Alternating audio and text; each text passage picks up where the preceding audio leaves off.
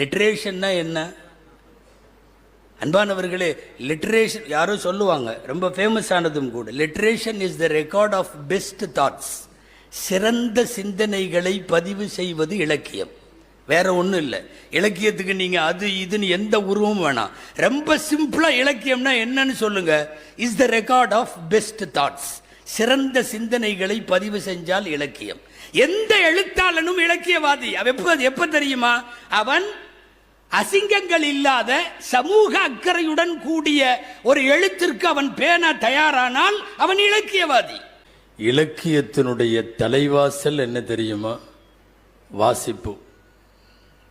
வாசிப்பு தான் இலக்கியம். இலக்கியத்திற்கு எத்தனை பரிணாமம் இருக்கிறதோ இருந்துவிட்டு போகட்டும். இலக்கியத்தின் முதல் படி வாசிக்க வேண்டும். உங்களுக்கெல்லாம் தெரியும், அருள்மறை திருக்குர்ஆன் வாசியுங்கள் என்றுதான் தொடங்குகிறது. வாகனத்தில் பின்னால் உட்கார்ந்திருந்தேன். ரசூலுல்லாஹ் அப்ப கேட்டாங்க, ஹல் மஅக மின் ஷிஅரி உமையத் இப்னு அபி ஸல்த். உமையான்னு ஒரு கவிஞர் இருக்காரு, அவர் கவிதை ஏதாவது வச்சிருக்கியா பாடுன்னாங்க. நல்லா கவனிக்கணும், உமையா முஸ்லிம் அல்ல, யாரோ ஒருவர். ரசிப்பதற்கும் மொழியின் மீதான ஈர்ப்பிற்கும் சமயம் கடந்து நின்றிருக்கிறார்கள் நபி ஸல்லல்லாஹு அலைஹி வஸல்லம். இங்கே கவனிக்க வேண்டிய முக்கியமான விஷயம். கருத்துரையின் வரிசையில் களமாடிட வருகிறார்கள் நாடறிந்த நாவலர், நல்ல தமிழ் பேச்சாளர், குழுகுழு நகரம் மேட்டுப்பாளையத்தில் பிறந்து 12ஆம் வகுப்பு வரை படித்து ஒரு 1.5 ஆண்டுகளுக்குள்ளாகவே 30 ஜுசுக்களையும் முழு குர்ஆனையும் மனனம் செய்து ஹாஃபிலாக ஆகி, அரபு கல்லூரிகளில் அல்ல, படிக்கும் காலத்திலேயும் முதல் தரத்தில் வெற்றி பெற்று, மதரசாக்களில் எல்லாம் படிக்கும் காலங்களில் முதல் மாணவராய் தேர்ச்சி பெற்று 1995ஆம் ஆண்டில் தென்னகத்தின் தாய்க்கல்லூரியாம் ஜாமியா அல் பாக்கியாத்துல் சாலிஹாத்தில் நடைபெற்ற பட்டமளிப்பு பெருவிழா ஏறத்தாழ 123 ஆலிம்கள் சனது பெற்றார்கள். அந்த 123 ஆலிம்களில் முதல்வராய் சனது பெற்று இன்றைக்கு பல அரபிக் கல்லூரிகளில் கௌரவ முதல்வராக தன்னுடைய எழுத்தால் பேச்சால் பல நாடுகளுடைய மக்களையும் கொள்ளை கொண்டிருக்கக்கூடிய, அடையார் என்று பார்க்கும் அளவுக்கு ஆசானாக திகழ்ந்து கொண்டிருக்கக்கூடிய ஜாமியா அல் ஹிதாயா அரபிக் கல்லூரியுடைய நிறுவனரும் முதல்வரும் ஆகிய சொல் மாமணி முனைவர் டாக்டர் மௌலானா அல்ஹாஜ் எம் சதீதுத்தீன் ஃபாசில் பாக்கவி ஹதரத் அவர்கள் இப்போது கருத்துரை ஆற்றிட வழங்கிட வேண்டுமாய் கனிவோடு அவர்களை அழைக்கின்றோம்.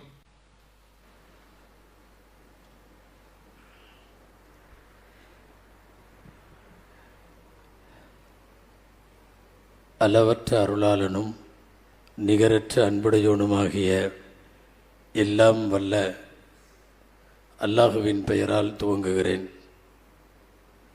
அருமை நாயகம் முஹம்மதுர் ரசூலுல்லாஹ் ஸல்லல்லாஹு அலைஹி வஸல்லம் அவர்களின் மீதும், நற்பாக்கியங்கள் நிறைந்த அவர்களுடைய உம்மத்தின் மீதும், குறிப்பாக இந்த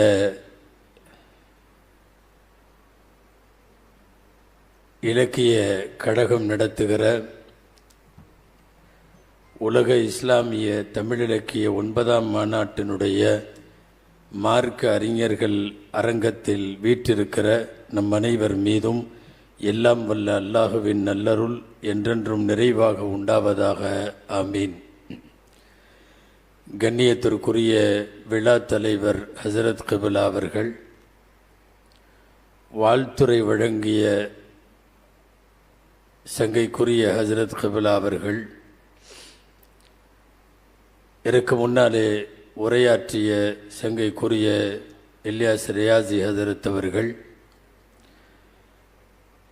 வரவேற்புரையாற்றிய திருச்சி மீரான் ஹசரத் அவர்கள், இங்கே முன்னிலை வகித்து கொண்டிருக்கக்கூடிய உள்நாடு வெளிநாடுகளை சார்ந்த மரியாதைக்குரிய மார்க்க அறிஞர்கள், எனக்கு பின்னாலே நல்ல பல கருத்துக்களை இஸ்லாமும் இலக்கியமும் என்கிற தலைப்பிலே முன்வைக்க இருக்கிற சங்கைக்குரிய ஆஸ்திரேலியா அஸ்ஹரி ஆலிம் பெருந்தகை அவர்கள், சொல்லின் செல்வர் கம்பம் பீர் முகமது பாக்கவி ஹசரத் அவர்கள் நிகழ்ச்சியை நெறிப்படுத்தி தொகுத்து கொண்டிருக்கக்கூடிய எனது அன்பு நண்பர் சென்னை மாவட்ட ஜமாத் உலமா சபையினுடைய முன்னாள் செயலாளர் ஹசரத் அவர்கள், இலக்கிய கழகத்தினுடைய மாண்பார்ந்த தலைவர் செயலாளர் உள்ளிட்ட நிர்வாக பெருமக்கள், இங்கே மேடையில் வீற்றிருக்கக்கூடிய அனைத்து உலமா பெருமக்கள், வருகை தந்திருக்கிற பேராளர்கள், பத்திரிகையாளர்கள், இலக்கிய அன்பர்கள், பெயர் வடுபட்டிருந்தால் மன்னிக்கவும். எல்லா பெயர்களையும் ஒரு குறுகிய நேரத்திற்குள் சொல்ல இயலாத சூழ்நிலையில் சுருக்கமாய் முடிக்கிறேன். அனைவருக்கும் அஸ்ஸலாமு அலைக்கும் வரஹ்மத்துல்லாஹி வபரகாத்துஹு. அன்பானவர்களே, இஸ்லாமும் இலக்கியமும் என்பது இந்த கருத்தரங்கத்தினுடைய பொதுவான தலைப்பு. இலக்கியத்தினுடைய தலைவாசல் என்ன தெரியுமா? வாசிப்பு. வாசிப்பு தான் இலக்கியம். இலக்கியத்திற்கு எத்தனை பரிணாமம் இருக்கிறதோ இருந்துவிட்டு போகட்டும். இலக்கியத்தின் முதல் படி வாசிக்க வேண்டும். உங்களுக்கெல்லாம் தெரியும், அருள்மறை திருக்குர்ஆன் வாசியுங்கள் என்றுதான் தொடங்குகிறது. எனவே திருக்குர்ஆன் வேத புத்தகம் என்று சொல்லுவது எப்படி பொருந்துமோ அது ஒரு இலக்கிய புத்தகம் என்பதும் பொருந்தும். காரணம், இலக்கியத்தினுடைய முதல் படியின் வாசிப்பைத்தான் தனது முதல் வார்த்தையாக திருக்குர்ஆன் இறக்கி காட்டியது. இலக்கியம் என்று இன்றைக்கு எதற்கெல்லாம் சொல்லுகிறோம்? கதைகள் இலக்கியம், கட்டுரைகள் இலக்கியம், நாடகங்கள் இலக்கியம், பல்வேறு புதினங்கள், படைப்புகள், உரைநடைகள், இதுக்கெல்லாம் சேர்ந்துதான் இலக்கியம் என்று பெயர். இது எல்லாம் குர்ஆனுக்குள்ளே இருக்கிறது. இது எல்லாம் நபிகளாரின் வார்த்தைக்குள்ளே இருக்கிறது. எனவே இது எல்லாம் இஸ்லாத்திற்குள்ளே இருக்கிறது. திருக்குர்ஆனில் ஈரம் சொட்ட சொட்ட அல்லாஹ் வரலாறு பேசுகிறார். எத்தனை வரலாறு தெரியுமா?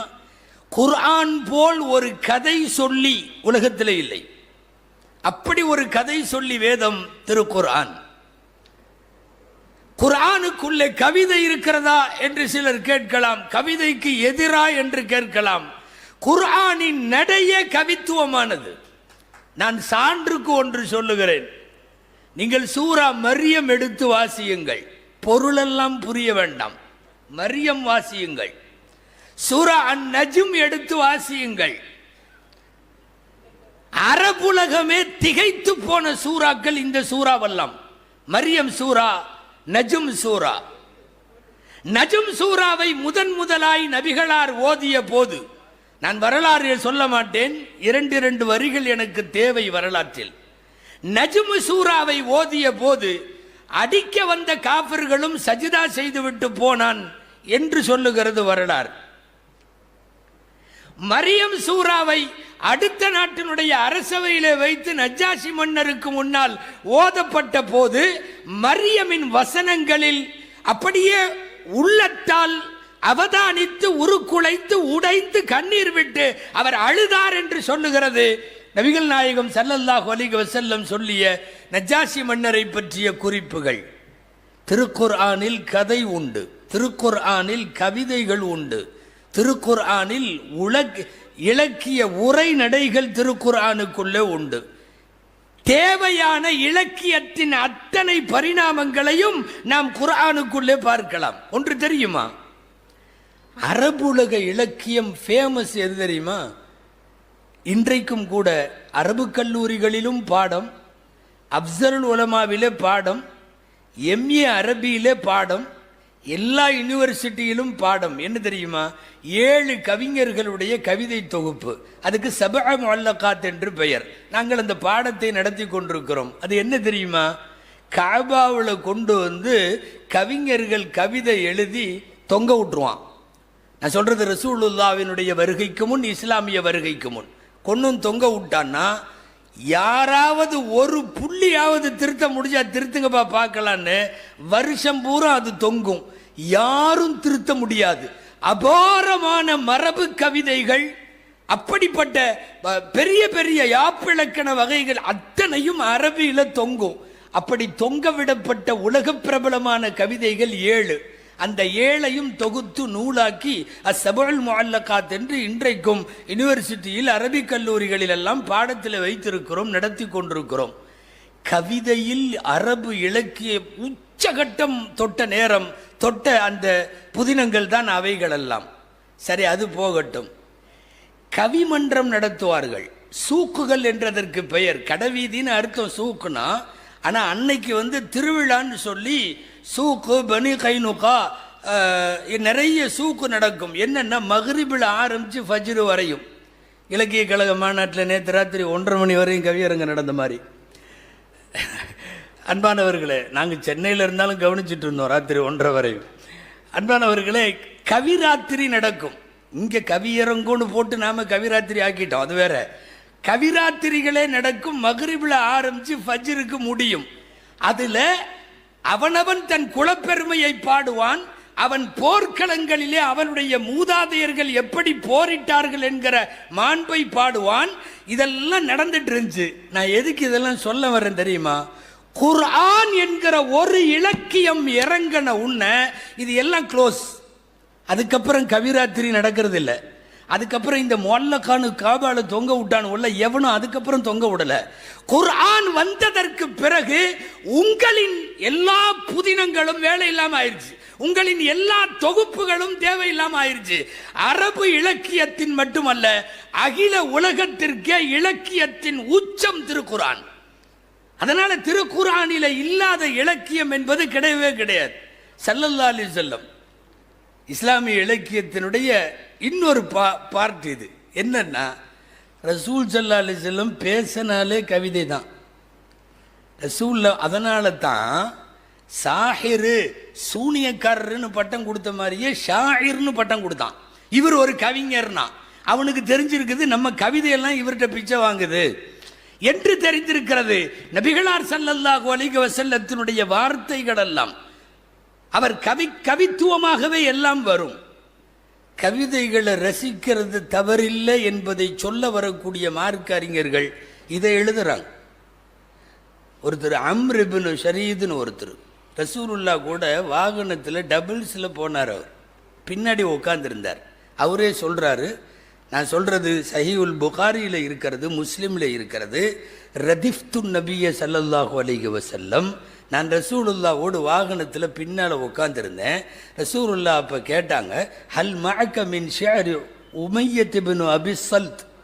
உமையான்னு ஒரு கவிஞர் இருக்காரு, அவர் கவிதை ஏதாவது வச்சிருக்கியா பாடுன்னாங்க. நல்லா கவனிக்கணும், உமையா முஸ்லீம் அல்ல, யாரோ ஒருவர். ரசிப்பதற்கும் மொழியின் மீதான ஈர்ப்பிற்கும் சமயம் கடந்து நின்றிருக்கிறார்கள் நபி ஸல்லல்லாஹு அலைஹி வஸல்லம். இங்கே கவனிக்க வேண்டிய முக்கியமான விஷயம், அதாவது கேட்குறதே என்னென்னா, முஸ்லீம் அல்லாத ஒருத்தர் பேர் உமையாவோட கவிதை இருக்கா ஒன்ட்ட, அவர் தெரியும்னார், பாடுன்னாங்க. ஸல்லல்லாஹு அலைஹி வஸல்லம் பாடினார். முடித்த உடனே இன்னும் இருக்கான்னு கேட்டாங்க. ஹி பாடு அப்படின்னாங்க. திரும்ப பாடினாங்க. இப்படி 3 தடவை முடிஞ்சு அவர் சொல்கிறாரு, ஹத்தா அன்ஷத்து மிஅத பைத்தின், 100 பைத்து படித்து முடிச்சிட்டேன். பூரா கவிதை வரி 100 பைத்து படித்து முடித்த உடனே ஸல்லல்லாஹு அலைஹி வஸல்லம் சொன்னாங்க, லகத் காத யுஸ்லிமு ஃபீ ஷிஅரி. இன்னொரு ரிவாயத்தில் ஆமன ஷிஅருஹு வ கஃபர கல்புஹு. என்னப்பா அவர் கவிதை முஸ்லீம் ஆயிடுச்சுப்பா, அந்தாலும் முஸ்லீம் ஆகலைன்னாலும் அவன் ஏகத்துவத்தை பேசி இருந்தான் அந்த கவிஞன், மறுமையை பேசி இருந்தான் அந்த கவிஞன். ரசூல் ஸல்லல்லாஹு அலைஹி வஸல்லம் என்ன சொல்றாங்க தெரியுமா?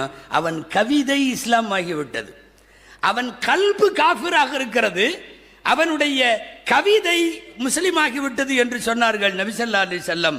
இலக்கியத்தை ரசிப்பதற்கு, கவியை ரசிப்பதற்கு சமயம் கடந்து இருந்திருக்கிறார்கள் நபி ஸல்லல்லாஹு அலைஹி வஸல்லம் என்பது இங்கே தெரிய வருகிறது. அவன் காஃபிரா இருந்திருக்கலாம், அவன் கவிதை ரசூலுல்லாவுக்கு ரொம்ப பிடிக்கும். இன்னைக்கு நீங்களும் நானும் அல்லாஹும்மன்னு கையெடுத்து ஓதுறமல்ல, முதலாய் அல்லாஹும்ம என்கிற வார்த்தையை கவித்துவத்தில் கொண்டு வந்து எழுத்து நடையிலே தந்தவன் உமையத் இப்னு அபி ஸல்த் என்று எழுதுகிறார்கள் மார்க்க அறிஞர்கள். அல்லாஹும்ம. இது முதல்ல ரிட்டன்ல வந்தது அவருடைய கவிதை தான். ரசூல் ஸல்லல்லாஹு அலைஹி வஸல்லம் அந்த கவிதைக்கு ரசிகர்களாக இருந்திருக்கிறார்கள்.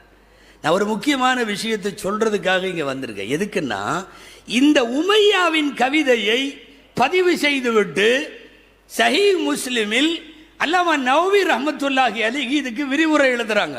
ரசூலுல்லாஹ் உமையாவின் கவிதையை ரசித்தார்கள்னு எழுதிட்டு என்ன எழுதுறாங்க தெரியுமா? ஆபாசங்கள் இல்லாத கவிதைகளாக இருந்தால் கவிதை எழுதுவதும் கேட்பதும் தடையின்றி கூடும் என்று எழுதுகிறார்கள். யஜூசு அல் இன்ஷாது வஷ்ஷிஅரு அல்லதி லா ஃபஹ்ஷ ஃபீஹா. அதிலே ஆபாசம் இருக்கக்கூடாது. ஏங்க, இலக்கியம்னாவே அதுதானே. இன்னைக்கு இலக்கியத்தை சினிமா பாடல்கள் எல்லாம் இலக்கியத்தில் சேர்த்து விட்டு அதில் ஆபாசமெல்லாம் வந்துருச்சு. லிட்ரேஷன்னா என்ன? அன்பானவர்களே, லிட்ரேஷன் யாரோ சொல்லுவாங்க, ரொம்ப ஃபேமஸ் ஆனதும் கூட, literature is the record of best thoughts. சிறந்த சிந்தனைகளை பதிவு செய்வது இலக்கியம். வேற ஒன்றும் இல்லை. இலக்கியத்துக்கு நீங்கள் அது இதுன்னு எந்த உருவமும் வேணாம். ரொம்ப சிம்பிளாக இலக்கியம்னா என்னன்னு சொல்லுங்க. Is the record of best thoughts. சிறந்த சிந்தனைகளை பதிவு செஞ்சால் இலக்கியம். எந்த எழுத்தாளனும் இலக்கியவாதி. எப்ப தெரியுமா? அவன் அசிங்கங்கள் இல்லாத சமூக அக்கறையுடன் கூடிய ஒரு எழுத்திற்கு அவன் பேண தயாரானால் அவன் இலக்கியவாதி. இன்னைக்கு லிட்ரேஷன் வேற மாதிரி ஆயிடுச்சு. அதாவது ஒரு ஏழை பெண், ஒரு ஏழை பெண்ணினுடைய கிழிந்து போன ரவிக்கை ஏழை பெண்ணுடைய கிழிந்து போன ரவிக்கையை பார்க்கிற போது அவளின் வறுமை கண்ணுக்கு தெரிந்தால் இவன் முற்போக்கு இலக்கியவாதி. அவளின் சதை கண்ணுக்கு தெரிந்தால் இவன் இலக்கியத்திற்கே கெட்ட பெயர் ஏற்படுத்துகிற பிற்போக்கான இலக்கியவாதி. அவ்வளவுதான் அளவுகோல். இன்னைக்கு முற்போக்கு பிற்போக்கு என்பது வேறு தடத்திலே பயணிக்கிறது. என்னாலே இலக்கியத்திலே இன்றைக்கு இருக்கிற பின்னவீனத்துவம் வரையிலான செய்திகளின் அசிங்கங்களை பேச முடியும். என் தலைப்பு இஸ்லாமும் இலக்கியமும், எனவே தவிர்க்கிறேன். அன்பானவர்களே, முற்போக்கு சிந்தனை என்று சமூக அக்கறை சார்ந்து சிறந்த சிந்தனைகளை பதிவு செய்வதற்கு பெயர் இலக்கியம். ரசூல் ஸல்லல்லாஹு அலைஹி வஸல்லம் மதம் கடந்து சமயம் கடந்து கவிஞர்களுக்கு ரசிகர்களாக இருந்திருக்கிறார்கள். அஸ்தகு கலிமத்தின் காலக ஷாயிரு கலிமத்து லபீத். இது ஹதீஸ். ரசூல் ஸல்லல்லாஹு அலைஹி வஸல்லம் ரசிச்ச கவிதை லபீத்னு ஒருத்தர், அவர் காஃபிர். அவர் அப்போது முஸ்லிம் இல்லை. முஸ்லிம் அல்லாத அவர் எழுதிய கவிதையை ரசூலுல்லாஹ் சொன்னாங்க, மிகவும் பேருண்மையை சொல்லுகிற கவிதையப்பா இது என்று சொன்னார்கள். ஏன்னா அவன் பேர் உண்மை என்ன மறுமையை எல்லாத்தையும் ரொம்ப அழகா ஒரு 2 வரி, அலா குல்லு ஷையின் மா கலல்லாஹ பாத்திலுன் வ குல்லு நஈமின் லா மஹாலத ஸாயிலும். அல்லாஹ் இறைவனை தவிர எல்லா பொருளும் அழிந்தே தீரும். குல்லு நஈமின் லா மஹாலத ஸாயிலுன், அருட்கொடைகள் அனைத்தும் நீங்கியே தீரும். இந்த வரிகளை படிச்சுக்கிட்டு பேர் அற்புதம், இவன் பேர் உண்மை சொல்லுகிற கவிஞன் என்று லபீதுடைய கவிதையை நபி ஸல்லல்லாஹு அலைஹி வஸல்லம் பேசி இருக்கிறார்கள். இலக்கியத்தில் கதை இருக்கிற மாதிரி, கவிதை இருக்கிற மாதிரி, நாடகம் இருக்கிற மாதிரி கதை சொல்லி இலக்கியம்னு ஒன்று இருக்கு இல்லையா? இங்கே உள்ள இலக்கியத்தோடு தொடர்புள்ளவர்களுக்கு தெரியும். கதை சொல்லி இலக்கியம். ஸல்லல்லாஹு அலைஹி வஸல்லம் மாதிரி கதை சொல்லிகள் யாருமே இல்லை. அல்லாஹு அக்பர். எத்தனை கதை தெரியுமா ஹதீஸ்களில்? நம்மளாம் ஆரம்பிப்போம்ல, ஒரு ஊரில் ஒரு ராஜா, ஒரு ஊரில் ஒரு ராணி. ரசூலுல்லாஹ் எத்தனை கதை சொல்லியிருக்காங்க தெரியுமா சஹாபாக்களுக்கு? பனு இஸ்ரவேலர்களில் ஒருத்தர் இருந்தார், மூசா அலைஹிஸ்ஸலாம் காலத்தில் ஒருத்தர் இருந்தார், ஈசா அலைஹிஸ்ஸலாம் காலத்தில் ஒருத்தர் இருந்தார், ஒருத்தர் மலை மேலே ஏறினார், ஒருத்தர் 99 கொலை செஞ்சார். இது நூற்றுக்கணக்கான கதைகள். ஒரு அற்புதமான கதை சொல்லி நபிகள் நாயகம். கதை சொல்லி இலக்கியம்ங்கிறது ஒன்று இருக்கு. அதுல 2 இலக்கியத்துல தன் கதை சொல்லுதல் ஒன்று, பிறர் கதை சொல்லுதல் ஒன்று. ஹதீசுகளில் இந்த இலக்கியத்திற்குள்ள எல்லா கோணங்களையும் நம்மாலே பார்க்க முடியும். என் பெருமானார் ஸல்லல்லாஹு அலைஹி வஸல்லம் ஒரு தீவிர இலக்கியவாதி.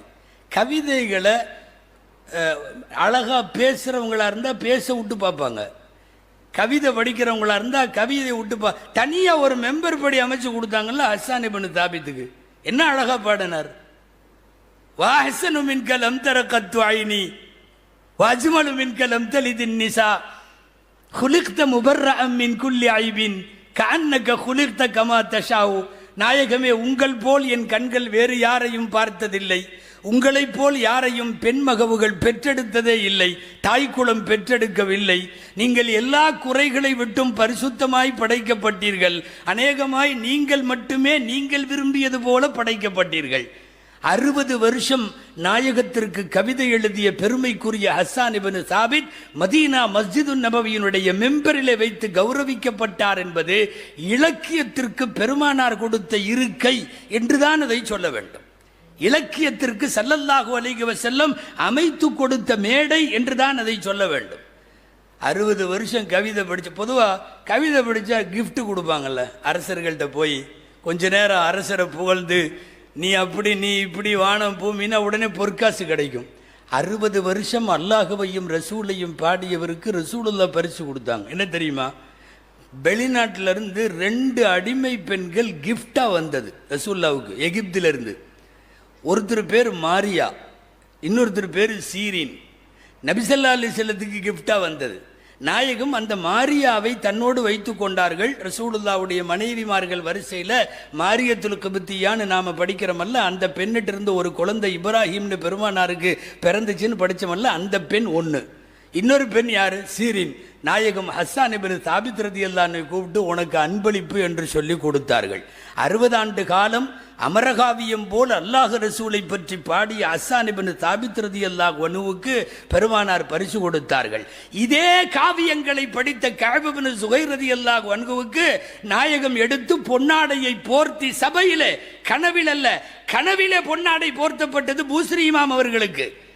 புர்தாவை காவியத்தை எழுதிய பூஸ்ரி இமாம் அவர்களுக்கு அதுவும் புரவலர் போர்த்திய பொன்னாடை தான், இதுவும் புரவலர் போர்த்திய பொன்னாடை தான். தமிழ் காவியத்தில் NSN அவர்கள், நம்முடைய ஷாஜான்லாம் இங்கே இருக்கிறார், NSN அவர்களால் யாத்து தரப்பட்ட அந்த புரவலர் போர்த்திய பொன்னாடை ஸல்லல்லாஹு அலைஹி வஸல்லம் கஅப் இப்னு ஸுஹைர் ரலியல்லாஹு அன்ஹுவுக்கு போத்தனாங்க. சில இலக்கியம் உலகத்தரத்திற்கு அல்லாஹ் கொண்டு போயிட்டான். 160 அடிங்க, ஈரடி வெண்பா மாதிரி. புர்தாங்கிறது வேற என்ன, இத்தனூன்னு வாய்ப்பாடு மாதிரி ஒரு புக்கு. 750 வருஷத்துக்கு முன்னாடி ஒருத்தர் உட்காந்து அலெக்சாண்ட்ரியாவில் எழுதுறார், அதுக்கு புர்தான்னு பேர். அவர் அங்கே எழுதிட்டு போனதை 750 வருஷம் இன்னைக்கு உலகம் பூரா ஓதுறான், உலகம் பூரா ஓதுறான். இலக்கியத்தில் சிலவற்றை இறைவன் உலகத்தரத்திற்கு உயர்த்தி வைத்தான். அதிலே நபிகள் ஸல்லல்லாஹு அலைஹி வஸல்லமுடைய காவியமெல்லாம் நடந்து முடிந்தது. அந்த காவியமெல்லாம் அல்லாஹ்வால ஏற்றுக்கொள்ளப்பட்டது. உங்களுக்கெல்லாம் தெரியும்னு நினைக்கிறேன். மௌலாய சல்லி வசன் லிம்தாயி மன்னபதா அலா ஹபீபிக கைரில் ஹல்கி குல்லிஹிமி. முதல்ல இந்த வாக்கியத்தை உருவாக்கி பிஸ்மில்லா சொல்லி வச்சது பூஸ்ரி இமாம். அவங்க தான் எழுதுனது. என்ன ஆச்சு தெரியுமா? அதுக்கு பின்னாடி வந்த 1000 கவிஞர்களுக்கு டைட்டிலே இதுதான், மௌலாய சல்லி வசல் லிம்தாயி மன்னபதா. பூஸ்ரிக்கு முன்னால் இந்த வார்த்தை இல்லை, பூஸ்ரி வந்ததற்கு பிறகு வருகிறது. அதாவது அமரகாவியம்னு சொல்றமல்ல, சாகாத இலக்கியம்னு சொல்றமல்ல, இது புர்தா போன்றவை. ரப்புல் ஆலமீன் இந்த இலக்கியங்களை காலத்திற்கும் நினைத்து வைத்து விட்டான். ஒரே ஒரு செய்தி சொல்லி நிறைவுபடுத்துகிறேன். இந்த முஜீபா கவி பின்னாடி நடந்துக்கிட்டே இருக்கார். அப்படி போறாரு, இப்படி கிழக்கையும் மேற்கையும், அதனால முடிங்கன்னு அர்த்தம்.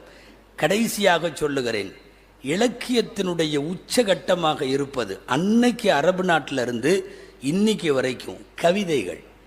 இந்த தமிழ்நாட்டில் ஒரு முசீபத்து என்ன நடந்துச்சு தெரியுமா? சமீப காலமாக ஒரு 30 வருஷமா இலக்கியத்தின் ஒரு வடிவமாக பார்க்க வேண்டிய கவிதையை பிடிச்சி கொண்டு வந்து மசாயில் வடிவத்தில் பார்க்க ஆரம்பிச்சு இதில் ஷிர்க் இருக்குதுன்னா. கவிதை எந்த காலத்தில் இயல்பாக உள்ளதை பேசும். இயல்பை பேசினால் உரைநடை, இயல்பை கொஞ்சம் தூக்கி பேசினால் தான் கவிதை. இவன் இதெல்லாம் படிக்க கூடாது, இதெல்லாம் சொல்லக்கூடாதுன்னு கவிதையினுடைய நிறத்தை வேறு நிறம் போட்டு விட்டார்கள். ரொம்ப வருத்தமான விஷயம். இலக்கியத்தை இலக்கியமாக பார்க்க வேண்டும். நீ அதுக்குள்ள போய் மசாயில் பார்க்க ஆரம்பிச்சு ஒரு தீராத தலைவலி உருவானதை என்னாலே இது போன்ற இஸ்லாமும் இலக்கியமும் என்று பேசுகிற போது தவிர்க்க முடியவில்லை. சிலது அப்படித்தான். ஒரு கவிஞன் பாடுகிற போது, எனக்கு முன்னாடி பேசின அஜர் சொன்னாங்க, விருந்து படைப்பதை போன்று கவிதை இருக்க வேண்டும். நாகூர் அனிபா பாடுறாரு. நாகூர் அனிபா இவங்க ரசூல் ஸல்லல்லாஹு அலைஹி வஸல்லத்தை பற்றி பார்த்தார்ல, உங்களை காண வேண்டும் போல் இருக்குதே அண்ணல் நபி பொன்முகத்தை அப்படின்னு சொல்லி ஒரு கண்கள் தேடுதே அப்படின்னு பாடிக்கிட்டே போவார். அதில் ஒரு வரி வரும், புஷ்பங்களின் மகரந்தமா மதீனத்து புழுதியில் நான் உருள வேண்டும் புரள வேண்டும் போல் இருக்குதே அப்படின்னா அதை படிச்சுட்டு மேடை போட்டு இவன் மண்ணடியில் உக்காந்துட்டு ஏன் உருள்ற ஏன் புரள்ற. இல்லை, அவர் என்ன பண்ணிட்டாரு, நாயகம் பிறந்த மதீனத்து மண்ணில் நான் உருள வேண்டும் என்பது அது ஒரு இலக்கிய தோற்றம், அது ஒரு காவியம், அது ஒரு அற்புதமான கற்பனை. பெருமானாருடைய மண்ணில் நான் உருண்டு வரேன்னா இது ஷிர்கு, இந்த வார்த்தைகள் கூடாது. நீ ஏன் உங்க ஊர்லயே உருள வேண்டியதுதானே நாகூர்ல, நீ எதுக்கு மதீனால உருள்றேன்னு கேட்டா இலக்கியத்தை கொச்சைப்படுத்துகிற வேலை. தயவு செய்து ஃபிக்ஹ் என்கிற மசாயிலை கொண்டு வந்து இலக்கியத்திற்குள்ளே நுழைக்காதீர்கள். இது வேறு மாதிரியான பார்வைகளை கொண்டு போகும். அன்பானவர்களே, நீண்ட நெடிய பேசுவதற்கு நேரமில்லை. நிறைய பெருமக்கள் செய்திகளோடு காத்திருக்கிறார்கள்.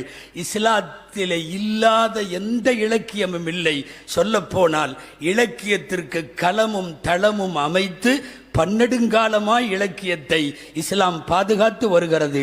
அல்லாஹு ஜல்லஷானுஹு தஆலா மார்க்கத்தை அதன் எல்லா பரிணாமங்களிலும் சரியாய் விளங்கி புரிந்து செயல்படும் தௌஃபீகை அல்லாஹ் நம் அனைவருக்கும் தருவானாக என்கிற நல்ல துஆவோடு, கடந்த கால இலக்கிய மாநாடுகளை விடவும் 9வது மாநாட்டில் உலமாக்களுக்கென்று ஒரு அரங்கம் தந்ததோடு மட்டுமல்லாமல் இந்த மாநாட்டினுடைய பல்வேறு அரங்குகளிலேயும் உலமாக்களை இணைத்து பங்கெடுக்க வைத்த இந்த இலக்கிய கழகத்தினுடைய மாண்பார்ந்த நிர்வாகிகளுக்கு நன்றி, ஜஸாக்குமுல்லாஹு கைரா என்று சொல்லி நிறைவு செய்கிறேன். வஆகிர் தஅவானா அனில் ஹம்துலில்லாஹி ரப்பில் ஆலமீன்.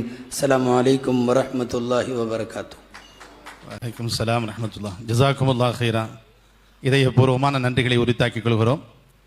உத்தம திருநபையின் உன்னதமான வாழ்வில் உரையாளர்களால் கவிதை நடைகளாய் கடந்து போன வாழ்க்கை சரித்திரங்களை எல்லாம் உருள வேண்டும் புருள வேண்டும் என்கின்ற அன்பின் வெளிப்பாட்டை எல்லாம் இன்றைக்கு வெளிப்படுத்தி ஆகச்சிறந்த உரையை வழங்கிய ஹதரத் அவர்களுக்கு நன்றி தெரிவித்துக் கொள்கிறோம்.